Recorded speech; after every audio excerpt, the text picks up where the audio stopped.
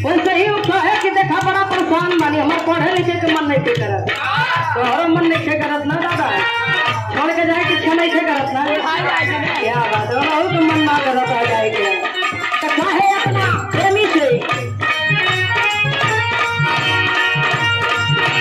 महान कार्य छोड़ देई पढ़ाई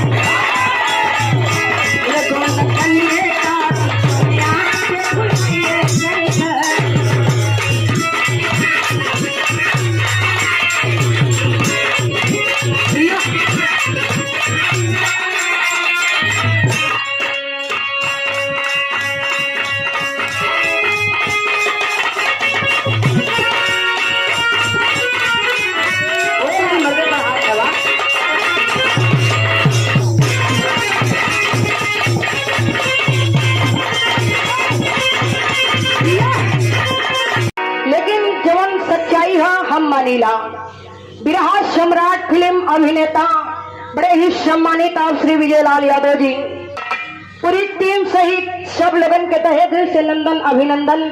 हमसे सब लोग बड़ा हुए इसे सब लोगन के प्रणाम करत बने। और मंच पे मंचासीन बड़े ही सम्मानित हृदय के गार्जियन श्री प्यारे लाल कवि जी चरण छू के प्रणाम करत बानी।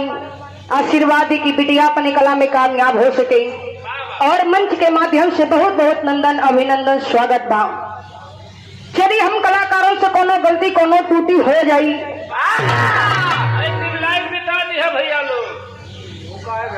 भैया तनी शंकर वाला कोरस वाला बढ़ा दा, हल्का शंकर बढ़ा दा। यदि कोनो गलती हो जाई भैया हमार ना बढ़ावे के, हेलो हमार ना बढ़ावे के, कोरस वाला बढ़ावे के। छोट वही समझ के आप लोग क्षमा करिए। काफी देर से आप लोगन का मनोरंजन होत रहल।